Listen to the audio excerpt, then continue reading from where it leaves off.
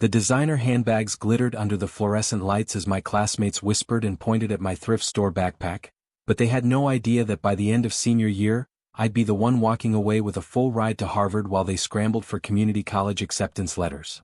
Which country are you listening from? Tell us in the comments below.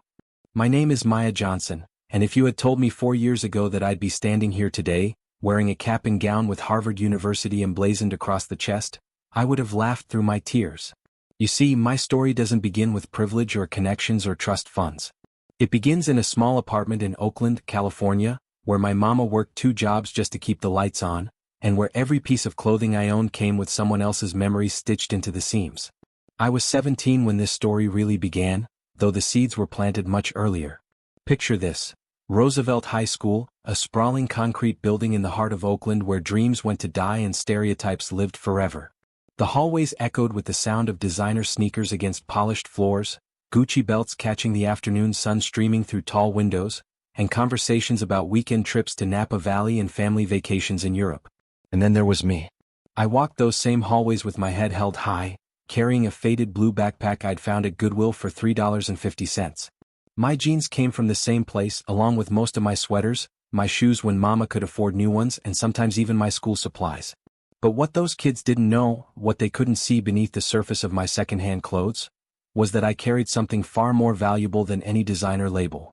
An unshakable belief that education was my ticket out of poverty, and a mind sharp enough to cut through any barrier they tried to put in my way.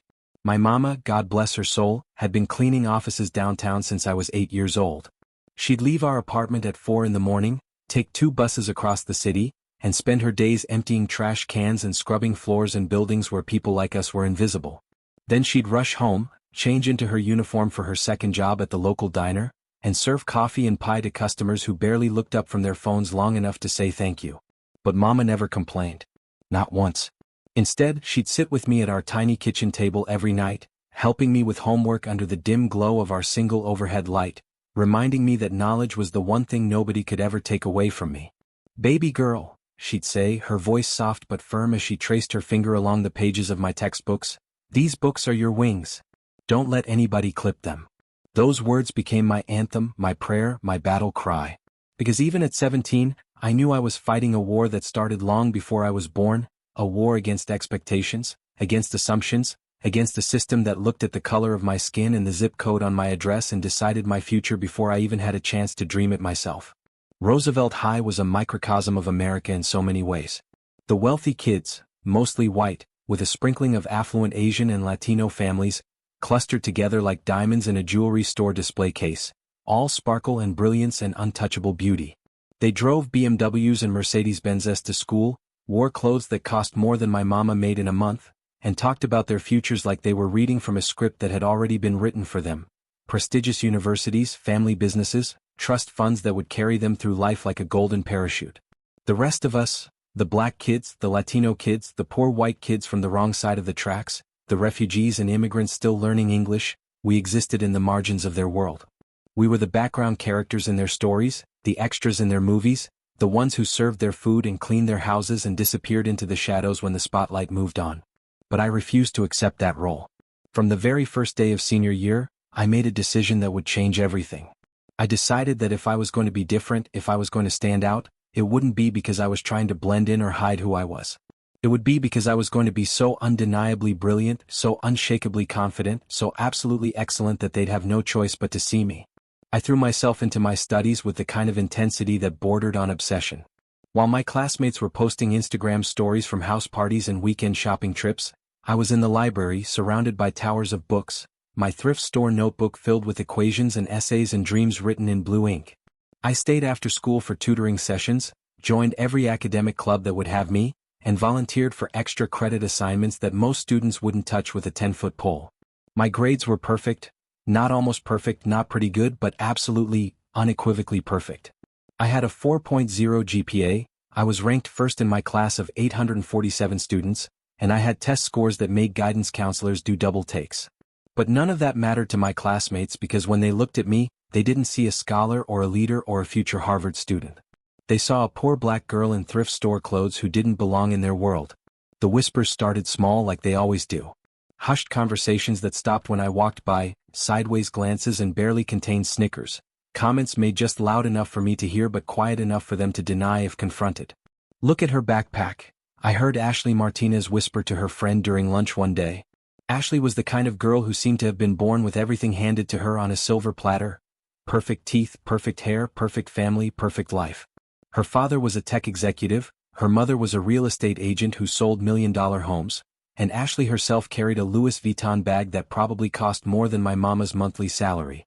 "I know, right?" her friend Madison replied, not even bothering to lower her voice. "It's like she got it from a homeless shelter or something."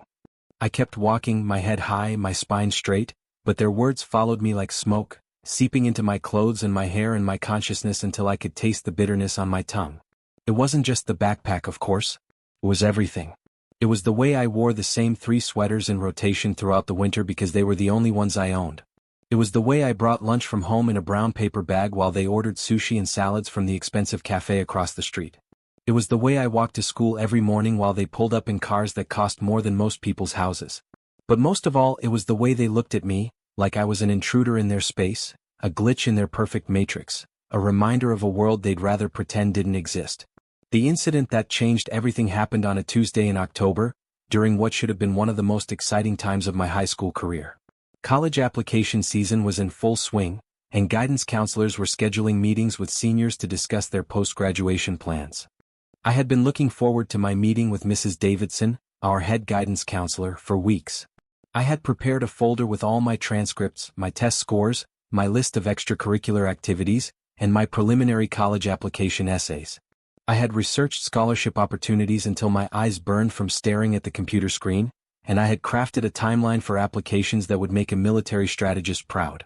I knocked on Mrs. Davidson's office door at exactly 2:15 p.m., just as we had scheduled. "Come in," she called, and I stepped into her office with my shoulders back and my confidence radiating from every pore. Mrs. Davidson was a middle-aged white woman who had been working at Roosevelt High for almost 20 years. She had salt and pepper hair pulled back in a tight bun, wire-rimmed glasses that made her look perpetually stern, and a smile that never quite reached her eyes. Her office walls were covered with college pennants and motivational posters, but the overall effect was more institutional than inspiring. "Maya," she said, barely looking up from the papers on her desk. "Have a seat." I sat down in the chair across from her desk and placed my folder of documents neatly in front of me, my hands folded in my lap, my posture perfect. "So," Mrs. Davidson said, finally looking at me with an expression that I couldn't quite read, "let's talk about your plans after graduation." "Yes, ma'am," I replied, my voice steady and confident. "I'm planning to apply to several top-tier universities. Harvard is my first choice, but I'm also looking at Stanford, Yale, Princeton, and MIT. I've researched their programs extensively, and I believe my academic record and test scores make me a competitive candidate." Mrs. Davidson's eyebrows rose slightly, and for a moment, I thought I saw something that looked like amusement flickering across her features. "Maya," she said, her voice taking on a tone that was supposed to sound gentle but came across as condescending. "I think we need to have a realistic conversation about your options." The word realistic hit me like a slap across the face, but I kept my expression neutral. "I'm sorry, Mrs. Davidson, but I'm not sure what you mean. My grades are—" "Your grades are excellent," she interrupted, waving her hand dismissively. "Nobody's questioning your academic ability. But Maya, you have to understand that colleges like Harvard and Stanford, they're looking for a certain type of student." "What type is that?" I asked, though I was beginning to understand exactly where this conversation was heading. Mrs. Davidson leaned back in her chair and studied me for a long moment, her gaze taking in my thrift store sweater, my discount store shoes, my second-hand everything. "Students from families with resources," she said carefully. "Students who can contribute to the alumni network, whose parents have connections in various industries, who can afford to participate in expensive extracurricular activities and volunteer abroad and do the kinds of things that make applications stand out." I felt my jaw clench, but I forced myself to remain calm. "Mrs. Davidson, with all due respect, I believe you might be mistaken about what these universities are actually looking for. Harvard, for instance, has need-blind admissions and generous financial aid programs specifically designed to help students from low-income backgrounds. In fact, families earning less than $75,000 per year pay nothing for tuition, room, and board." She blinked, clearly surprised that I had done my research so thoroughly. "That may be true," she said, "but the competition is incredibly fierce. Maya, I want you to succeed, which is why I'm encouraging you to consider more appropriate options. Such as, well, Oakland Community College has an excellent program, and it's very affordable. You could complete your general education requirements there and then transfer to a Cal State school. You see, Berkeley might even be possible if you work hard and prove yourself. I stared at her for a long moment, trying to process what I was hearing. This woman, whose job it was to help students reach their full potential, was essentially telling me to lower my expectations and settle for less than what I knew I could achieve. Mrs. Davidson, I said, my voice steady despite the fury building in my chest, I appreciate your concern, but I think you might be underestimating my qualifications. I have a 4.0 GPA, I scored 1580 on the SAT, I've taken 12 AP classes, I'm the president of the debate team, the editor of the school newspaper, and I've completed over 500 hours of community service. I speak 3 languages fluently, I've won regional competitions in mathematics and science, and I've been published in academic journals. I think Harvard would be lucky to have me. Mrs. Davidson's expression hardened, and I saw something ugly flash in her eyes. Maya, she said, her voice sharp now, I understand that you're ambitious, but ambition without realism is just fantasy. Students like you? Well, let's just say that the Ivy League isn't really designed for students like you. Students like me. The words hung in the air between us like a toxic cloud, and I felt something inside me break and reform into something stronger, something angrier, something more determined than ever before. Students like me, I repeated slowly. You mean black students? Poor students? Students whose parents didn't go to college? Mrs. Davidson's face flushed and she began to backtrack frantically. That's not what I meant at all, she said. I simply think it's important to be realistic about. About what? I interrupted, standing up from my chair. About the fact that someone who looks like me doesn't belong at Harvard? About the fact that because I shop at thrift stores and live in a low-income neighborhood, I should automatically lower my expectations. Maya, please sit down. You're being dramatic. But I didn't sit down. Instead, I picked up my folder of documents and held it against my chest like armor. No, Mrs. Davidson, I'm being realistic. Realistically, I'm the smartest student in this school. Realistically, I've worked harder than any of my classmates to get where I am. And realistically, if Harvard doesn't accept me, it won't be because I'm not qualified. It will be because people like you convince students like me that we don't deserve to dream big. I turned toward the door, but Mrs. Davidson's voice stopped me. Maya, if you insist on applying to these schools, you're setting yourself up for disappointment. And frankly, the application fees alone will be a waste of your family's money. I turned back to face her, and I saw something in her expression that I recognized but had never wanted to acknowledge. Pity mixed with contempt, the look of someone who saw me not as a person with unlimited potential, but as a cautionary tale waiting to happen. Mrs. Davidson, I said quietly, my family's money is not your concern. My dreams are not your concern. Your job is to help me achieve my goals, not to limit them based on your own prejudices and assumptions. I walked out of that office with my head held high, but as soon as I reached the hallway, the full weight of what had just happened hit me like a freight train. I ducked into the nearest bathroom, locked myself in a stall, and let the tears fall silently down my cheeks. This was supposed to be my safe space. School was supposed to be where merit mattered more than money, where intelligence trumped inequality, where hard work was rewarded regardless of your zip code or the color of your skin. But sitting in that bathroom stall, surrounded by graffiti and fluorescent lights and the echo of flushing toilets, I realized that school was just another reflection of the world outside, a world where people looked at me and saw limitations instead of possibilities. The whispers in the hallways got worse after that. Somehow, word had gotten out about my college ambitions, and it spread through the school like wildfire. I heard fragments of conversations as I walked to class. Did you hear Maya Johnson thinks she's going to Harvard? Harvard? That's hilarious. I mean, she's smart, but come on. Be realistic. My dad says affirmative action is the only reason kids like her even have a chance. Even with affirmative action, she'll never fit in somewhere like that. Each comment was like a paper cut, small and seemingly insignificant on its own, but collectively they left me feeling raw and exposed. I began to dread walking through the hallways and began to shrink into myself in ways that felt foreign and wrong. But the worst was yet to come. The mockery reached its peak during lunch on a Thursday in November. I was sitting alone at my usual table in the corner of the cafeteria, eating a peanut butter and jelly sandwich I had made at home and reading a book about constitutional law, when I heard the sound of expensive heels clicking across the linoleum floor. I looked up to see Ashley Martinez approaching my table, flanked by her usual entourage of perfectly coiffed, perfectly dressed, perfectly privileged classmates.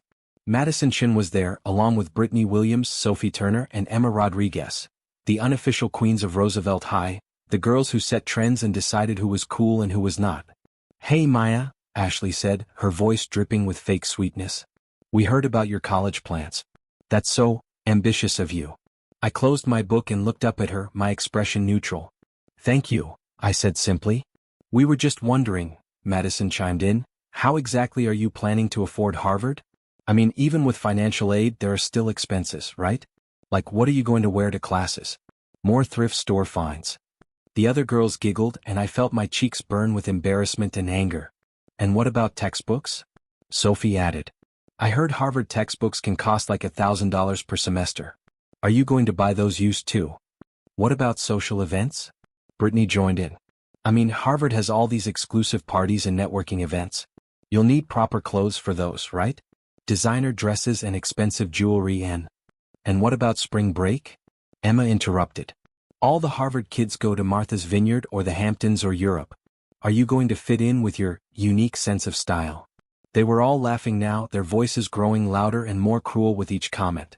I could feel other students turning to look at us, could sense their excitement at witnessing what was clearly intended to be my public humiliation. But instead of shrinking away, instead of letting their words cut me down to size, I felt something rise up inside me, a flame that had been flickering for months and was now roaring to life. I stood up slowly, my book still in my hand, my lunch forgotten on the table. "You know what?" I said, my voice calm but carrying clearly across the cafeteria. "You're absolutely right. I'm going to Harvard and I am going to stand out. I'm going to stand out because while you've been spending the last 4 years worrying about your nail appointments and your Instagram followers, I've been building the kind of mind that universities dream of recruiting. I'm going to stand out because I've earned my place through merit, not through my parents' bank account or their alumni connections." The laughter died away and I could see uncertainty flickering in their eyes. "And you know what else?" I continued, my voice growing stronger with each word. "In 10 years, when you're living off your trust funds and complaining about how bored you are, I'll be changing the world. I'll be writing laws that protect people like my mother, starting companies that create opportunities for kids like me, and proving every single day that intelligence and determination matter more than designer labels and family connections." Ashley's face had gone red, and I could see her struggling to come up with a response that would regain her social footing. "Well," she said finally, "we'll just have to see about that, won't we?" "Yes," I replied, picking up my backpack and slinging it over my shoulder with pride instead of shame for the first time in months. "We will." I walked away from that table with my head high and my heart pounding, but I also walked away with a new understanding of what I was up against. This wasn't just about getting into college. This was about proving that someone like me, someone who looked like me, someone who came from where I came from, belonged in spaces that had been reserved for people like them for centuries. The weight of that realization was almost crushing. I wasn't just applying to Harvard for myself. I was carrying the dreams and hopes of everyone who had ever been told they weren't good enough, smart enough, or worthy enough to aim high. I was representing every kid who had ever been judged by their clothes instead of their character, every student who had ever been counseled to lower their expectations instead of being supported in reaching their potential. That night, I sat at my kitchen table with my laptop open and my college applications spread out in front of me like battle plans. My mama was at work, pulling another double shift, but I could feel her presence in the way she had organized my papers, in the cup of tea she had left for me with a note that said, "You got this, baby girl," in her careful handwriting. I stared at the Harvard application for a long time before I began typing. The essay prompt asked me to describe a challenge I had overcome and how it had shaped my perspective on life. I could have written about growing up in poverty, about watching my mother work herself to exhaustion, about the constant struggle to afford basic necessities while my classmates complained about having to choose between 2 designer bags. But instead, I wrote about dignity. I wrote about what it means to walk through the world with your head held high when everyone around you is trying to convince you to look down. I wrote about the strength it takes to dream big when you're surrounded by people who profit from keeping your dreams small. I wrote about the courage required to bet on yourself when the odds are stacked against you and the house always seems to win. I wrote about my mother, who taught me that pride doesn't come from what you own but from what you accomplish. I wrote about my community, full of people who had been underestimated and overlooked but who continued to build beautiful lives out of determination and hope. I wrote about my own journey, the long road from that little girl who used to practice acceptance speeches in the mirror to the young woman who was now crafting those speeches for real. But most importantly, I wrote about my vision for the future. Not just my own future but the future I wanted to help create. A future where a student's potential wouldn't be limited by their parents' income, where intelligence would be nurtured regardless of zip code, where every child would be encouraged to dream as big as their hearts could hold. I submitted my application at 11:47 p.m. on November 1st, the deadline date. As I hit the submit button, I felt a mixture of terror and exhilaration wash over me. I had just bet everything on myself, had just declared to the universe that I believed I was worthy of the best opportunities available. Now all I could do was wait. The months between November and March felt like an eternity. Every day I checked my email obsessively, my heart racing every time I saw a message from any university. Rejection letters began arriving in February, thin envelopes and brief emails that all said essentially the same thing. Thank you for your interest, but we regret to inform you. Stanford rejected me. So did Yale. Princeton sent a waitlist notification that felt more like a polite dismissal than genuine consideration. MIT never even acknowledged that I existed. With each rejection I could feel the doubt creeping in. Maybe Mrs. Davidson had been right. Maybe I had been foolish to aim so high, to believe that someone like me could compete with students who had every advantage handed to them on a silver platter. The whispers at school grew louder and more cruel. I heard Maya got rejected from Stanford. I overheard Ashley telling someone at her locker. Shocking, Madison replied sarcastically. Who could have seen that coming? I actually feel kind of bad for her, Sophie added, though her tone suggested she felt anything but sympathy. It's embarrassing to fail so publicly. But I kept going to school, kept holding my head high, kept checking my email every morning with a mixture of hope and dread. Because there was still one school I hadn't heard from yet. The one that mattered most. Harvard. March 15th was the day Harvard released their early admission decisions. I woke up that morning with my stomach in knots, my hands shaking as I reached for my phone to check my email. Nothing. I went through my entire morning routine, shower, breakfast, getting dressed for school, in a fog of anxiety. Maybe no news was good news. Maybe they were still deliberating. Maybe. My phone buzzed with a notification. Email from admissions@harvard.edu. I stared at the notification for a full minute, afraid to open it. This was it. This was the moment that would determine not just my future, but whether everything I had believed about myself, everything I had worked for, everything I had endured, had been worth it. I opened the email. Dear Maya, congratulations. It is with great pleasure that we inform you of your acceptance to Harvard University's class of 2029. Your academic achievements, personal qualities, and potential for contribution to the Harvard community have impressed our admissions committee tremendously. I read the first sentence 3 times before the words actually sank in. I had done it. I had actually done it. I was going to Harvard. I screamed so loud that our upstairs neighbor banged on the ceiling, but I didn't care. I called my mama, who was at work, and she started crying so hard that her supervisor had to take the phone to make sure she was okay. I called my grandmother, who immediately started planning a celebration dinner. I called my best friend Jasmine, who had moved to Los Angeles the year before but who had been cheering me on from afar. But even in that moment of pure joy, I knew that the real victory wouldn't come until I walked into school that day and proved to everyone who had doubted me that they had been wrong. I printed out the acceptance letter and folded it carefully, placing it in the front pocket of my thrift store backpack. Then I got dressed in my favorite second-hand sweater, the navy blue one with a small hole near the left elbow that I had carefully mended with matching thread, and walked to school with a lightness in my step that I hadn't felt in months. The first person I saw when I walked through the front doors was Mrs. Davidson. She was standing near the main office talking to another guidance counselor when she spotted me walking down the hallway. Something in my expression must have caught her attention, because she excused herself from her conversation and approached me. Maya, she said, her voice cautious. You look different today. Happy. I am happy, Mrs. Davidson, I replied, unable to keep the smile off my face. Did you hear from any of the schools you applied to? I reached into my backpack and pulled out the letter, unfolding it slowly and holding it out for her to see. I heard from Harvard, I said simply. Mrs. Davidson's eyes widened as she read the first few lines of the letter. Her face went through a series of expressions: surprise, disbelief, something that might have been embarrassment, and finally grudging respect. Maya, she said quietly, this is incredible. Congratulations. Thank you, I replied, taking the letter back and folding it carefully. I guess sometimes it pays to be unrealistic. I walked away before she could respond, but I could feel her watching me as I continued down the hallway toward my first period class. Word spread through the school faster than wildfire. By lunchtime, everyone knew that Maya Johnson, the girl with the thrift store clothes and the second-hand dreams, had been accepted to Harvard University. The reactions were mixed. Some students, particularly those from backgrounds similar to mine, approached me with genuine excitement and congratulation. They saw my acceptance as proof that it was possible, that someone like us could break through barriers that had seemed insurmountable. But others, particularly Ashley and her crew, seemed personally offended by my success. I was eating lunch at my usual table, trying to concentrate on my constitutional law book while fielding congratulations from classmates, when Ashley appeared beside my table. But this time she was alone, and the fake sweetness in her voice had been replaced by something sharper and more bitter. "So," she said, sliding into the chair across from me without being invited. "Harvard, huh?" "Harvard," I confirmed, not looking up from my book. "I suppose you think you're pretty special now."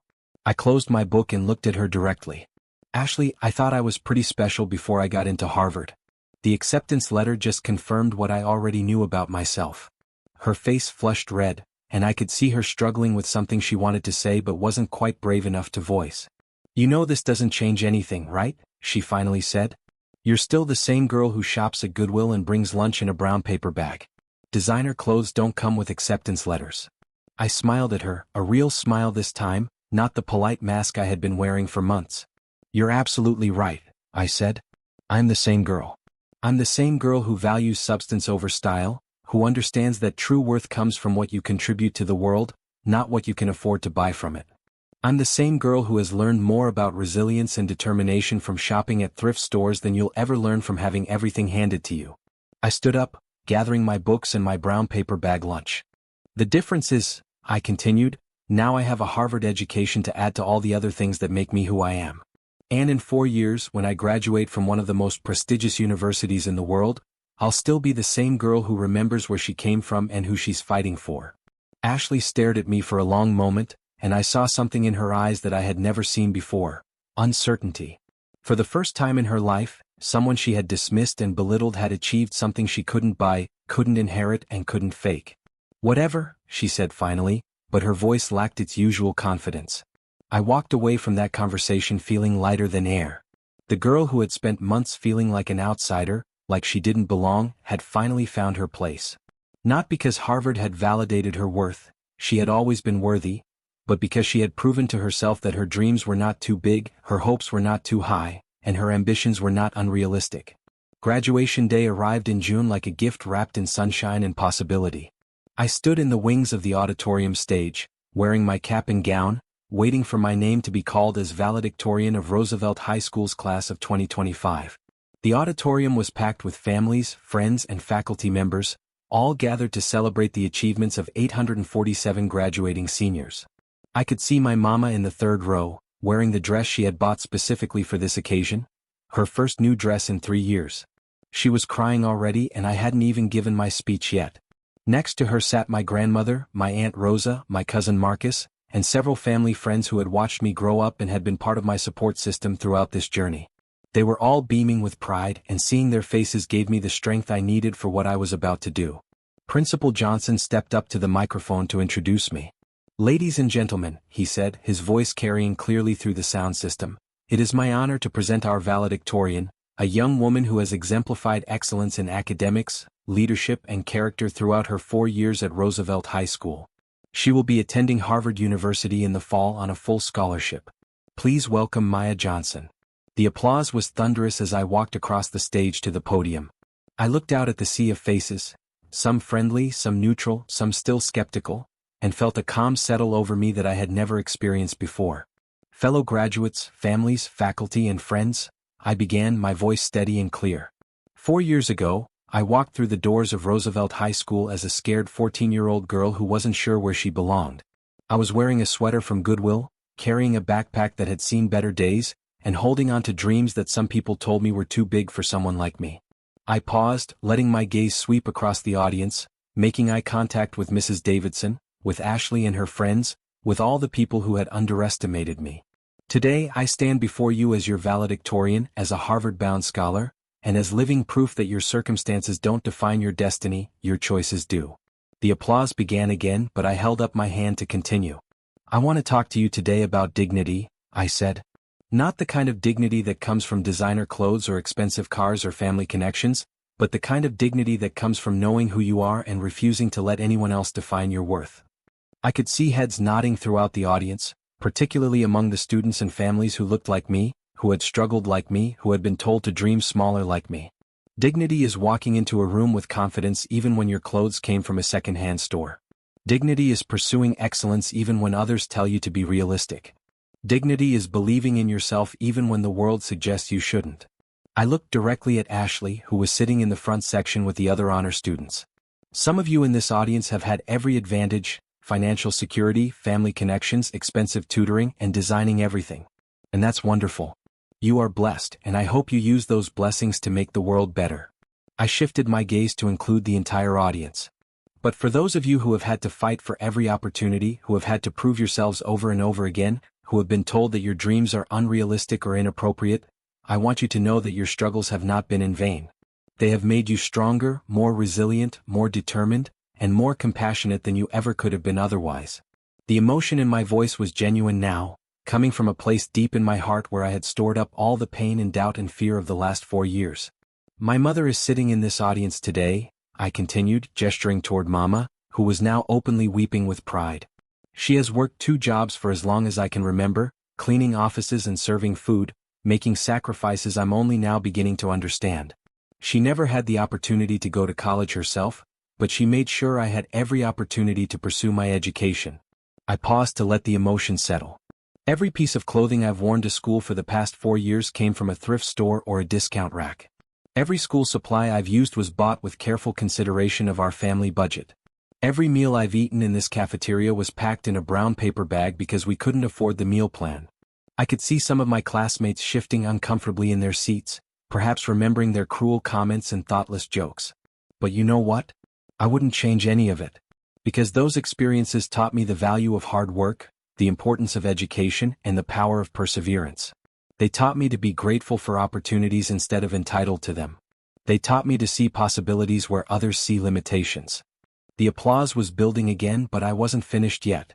To my fellow students who come from privilege, and I say this with love, not judgment, you have been given much, and much will be expected of you. Use your advantages not to maintain the status quo, but to break down barriers for others. Use your connections not just to advance your own careers, but to create opportunities for people who haven't had your advantages. I looked out at Mrs. Davidson, who was sitting with the other faculty members. To the adults in this room who work in education, remember that your job is not to limit students' dreams based on their backgrounds, but to help them achieve those dreams regardless of the obstacles in their way. Every student deserves to be encouraged to reach their full potential, not counseled to settle for less. I could see Mrs. Davidson wiping tears from her eyes, and I hoped they were tears of understanding rather than just emotion. And to my fellow graduates, I said, my voice rising with passion, remember that success is not about where you start, it's about where you finish. It's not about what you own, it's about what you contribute. It's not about fitting in, it's about standing out for the right reasons. I reached into my robe and pulled out a small piece of paper, the original acceptance letter from Harvard that I had carried with me since March. This letter changed my life, I said, holding it up for everyone to see. But not because Harvard validated my worth. It changed my life because it reminded me that I had always been worthy. It reminded me that dreams backed by hard work and determination are never unrealistic. I folded the letter and put it back in my pocket. As we leave Roosevelt High School today and head off to our various futures, I challenge each of you to remember where you came from while reaching for where you want to go. I challenge you to lift others up instead of putting them down. I challenge you to see potential in everyone, including yourselves. I paused for one final moment, looking out at the faces of my classmates, my teachers, my family, and my community. They laughed at my thrift store clothes, I said, my voice carrying clearly to every corner of the auditorium. They whispered about my second-hand dreams. They told me to be realistic about my limitations. But today I stand before you as proof that the only limitations that matter are the ones we accept for ourselves. I raised my fist in the air, a gesture of triumph and defiance and hope. Class of 2025, I shouted, let's go change the world. The auditorium erupted in applause and cheers and standing ovations that seemed to go on forever.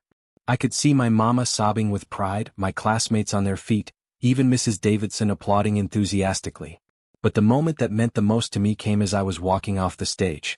Ashley Martinez approached me, her usual entourage nowhere to be seen, her expression humble and sincere. "Maya," she said quietly, "I owe you an apology. I was wrong about you. I was wrong about a lot of things."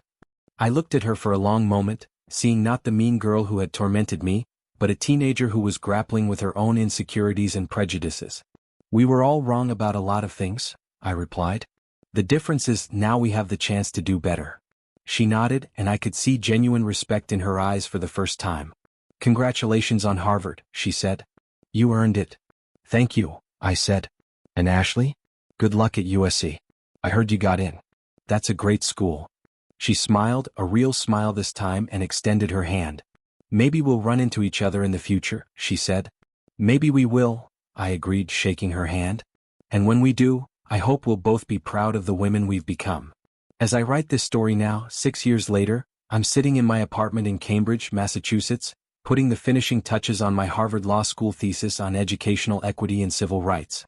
In a few months, I'll graduate with my JD and begin work at a firm that specializes in fighting for the rights of students from underserved communities.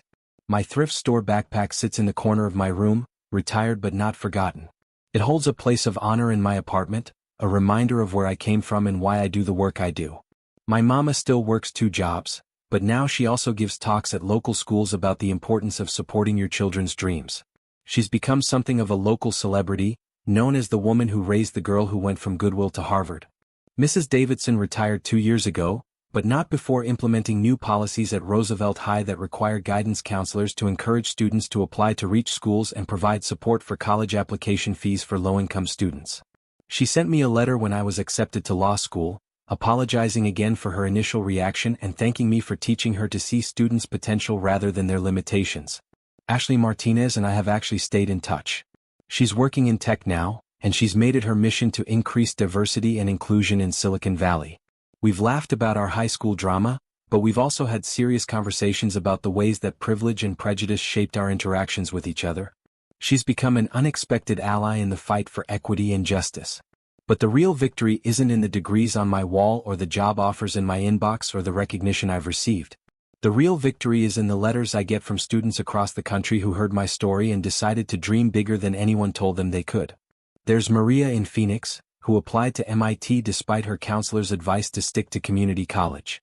She's now a sophomore studying aerospace engineering. There's Jamal in Detroit, who ignored the whispers about his hand-me-down clothes and focused on his love of literature. He's at Columbia now working on his novel. There's Sarah in rural Alabama, who refused to let her small-town upbringing limit her big-city dreams. She's at Georgetown studying international relations. Each of their stories reminds me that our individual victories are meaningful only when they pave the way for others to succeed.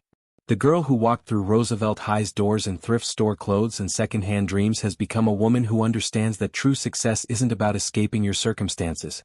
It's about transforming them. It's not about forgetting where you came from. It's about honoring that journey while creating better paths for those who come after you. They laughed at my thrift store clothes, but I showed them the strength of my character. They questioned my second-hand dreams, but I proved that dreams don't lose their power just because they've been carried by others before you. They told me to be realistic about my limitations, but I chose instead to be unrealistic about my possibilities. And in the end, that made all the difference. To every student reading this who has ever been made to feel less than because of what you wear, where you live, or who your parents are, remember that your worth is not determined by your wardrobe or your zip code. It's determined by your character, your effort, and your refusal to accept limitations that others try to place on you. To every adult who works with young people, remember that your words have power. Use that power to build up rather than tear down, to encourage rather than limit, to see potential rather than obstacles. And to everyone who has ever been underestimated, overlooked, or written off, remember that the opinion that matters most is your own. Believe in yourself when no one else does. Bet on yourself when the odds are against you. Dream big when the world tells you to dream small. Because sometimes the girl in thrift store clothes grows up to change the world. And sometimes that's exactly what the world needs.